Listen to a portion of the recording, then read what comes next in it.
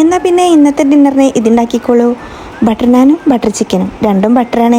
അപ്പോഴേ മസാല തേച്ച് വെച്ച ചിക്കനെ ഓരോന്നായിട്ട് ചട്ടിലേക്ക് ഇട്ടിട്ട് പൊരിച്ചെടുക്കാം. ചിക്കനിൽ ഇത്തിരി കുരുമുളക് പൊടി, മുളക് പൊടി, ഉപ്പ്, കോൺഫ്ലോർ, ഇഞ്ചി വെളുത്തുള്ളി പേസ്റ്റ്. അപ്പോഴേ ഫ്രൈ ആക്കിയിട്ട് അവിടെ മാറ്റി വെച്ചോളൂ കേട്ടോ. ചിക്കൻ പൊരിച്ച ചട്ടിലേക്ക് കുറച്ച് ബട്ടർ ഇട്ട് കൊടുത്തിട്ട് കുറച്ച് സവാള, കുറച്ചല്ല ഒരു 2 വലിയ സവാള കൊത്തിയരിഞ്ഞത്, പിന്നെ കുറച്ച് ജിഞ്ചർ ഗാർലിക് പേസ്റ്റോ അല്ലെങ്കിൽ ക്രഷ് ചെയ്തതോ അങ്ങനെ വേണമെങ്കിലും ചേർത്തെടുക്കാം. പിന്നെ ഇത് കുറച്ച് ഗരം മസാല ക്രഷ് ചെയ്തെടുത്താണ്. പിന്നെ കുറച്ച് മുളക് പൊടി, മഞ്ഞൾപ്പൊടി, ആവശ്യത്തിനുള്ള ഉപ്പ്, പിന്നെ വലിയ 2 ബിഗ് സൈസുള്ള ടൊമാറ്റോ, പിന്നെ കുറച്ച് കസൂരി മേത്തി, പിന്നെ കുറച്ച് കാഷ്യൂനട്ട്, ഒരു പിടി കാഷ്യൂനട്ട്, പിന്നെ ഒരു ഇത്തിരി വെള്ളം കൂടെ ചേർത്തിട്ട് ഒന്ന് സോഫ്റ്റ് ആവുന്നവരെ ഒന്ന് മൂടി വെച്ചിട്ട് വേവിച്ചെടുത്താൽ മതി. ചൂടാറിയതിന് ശേഷം മിക്സിലേക്ക് ഇട്ടിട്ട് നല്ലപോലെ ഫൈൻ പേസ്റ്റ് ആക്കിയിട്ട് അടിച്ചെടുത്തോ. പിന്നെ വീണ്ടും പാൻ വെച്ചു, കുറച്ച് ബട്ടർ ഇട്ട് കൊടുത്തു, എന്നിട്ട് അടിച്ചെടുത്തിട്ടുള്ള പേസ്റ്റ് ഇതാ ഇതിലേക്ക് ചേർക്കാം.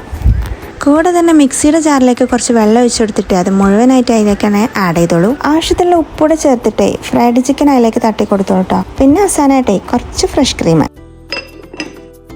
ഇനി ഇത് ഞാൻ ഉണ്ടാക്കാനുള്ള ബാറ്ററൊക്കെ ഞാനിവിടെ കുഴച്ച് സെറ്റാക്കി വെച്ചിട്ടുണ്ട്.